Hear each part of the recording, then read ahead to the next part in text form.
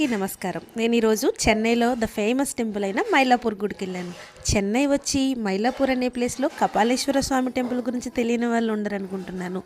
ఇది చాలా చాలా పురాతనమైన టెంపుల్ అండ్ చాలా చాలా పవర్ఫుల్ టెంపుల్ అని పేరు. ఇది మైలాపూర్ అనే ప్లేస్లో ఉంటుంది. ఈ ప్లేస్కి మైలాపూర్ అని రావడానికి కూడా కారణం ఈ టెంపులేనట.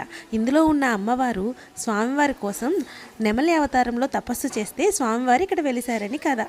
సో మైలా అంటే నెమలి కాబట్టి ఈ ఊరికి మైలాపురం అని పేరు వచ్చింది. ఈ టెంపుల్కి నిత్య పూజలు జరుగుతూ ఉంటాయి. మనం ఏ రోజు వెళ్ళినా ఏ టైంలో వెళ్ళినా ఎక్కువ మంది జనంతో కలకలలాడుతూ ఎంతో వైభవంగా ఉండే టెంపులే ఈ మైలాపూర్ కపాలేశ్వర స్వామి టెంపుల్. మేము సాయంత్రం 9:30 ఆ ప్రాంతంలో వెళ్ళాం.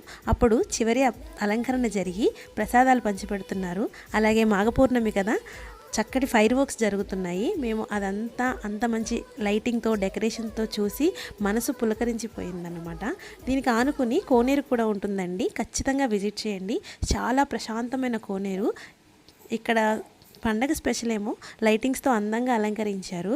ఆ ప్రశాంతమైన కోనేరు పక్కనే అనుకున్న శివాలయం, అందులో అమ్మవారు స్వామివారు, వారి అలంకరణలు, భజనలు, ప్రసాదాలు, జనం, ఆ ప్రశాంతమైన దేవాలయం. అక్కడికి వెళ్తే అక్కడే ఉండిపోవాలనిపించే ఒక రకమైన వైబ్ ఉంటుంది. అక్కడ చాలా చాలా పాజిటివ్ ఎనర్జీ ఉంటుంది. సో మీరు కనుక చెన్నై పరిసర ప్రాంతాల్లో ఉంటే ఖచ్చితంగా ఈ గుడికి వెళ్ళండి. సాక్షాత్తు బ్రహ్మదేవుడే స్వామివారిని ఇక్కడ ప్రతిష్ఠించి పూజించారని కథ ఉందండి. సో మైలాపురం వెళ్తే తప్ప కనుక ఖచ్చితంగా ఈ కపాలేశ్వర స్వామివారి గుడిని విజిట్ చేయండి. అలాగే అక్కడ కుమారస్వామి ఊరేగింపులు కూడా జరుగుతాయి. చూసి ఆనందించండి మరి.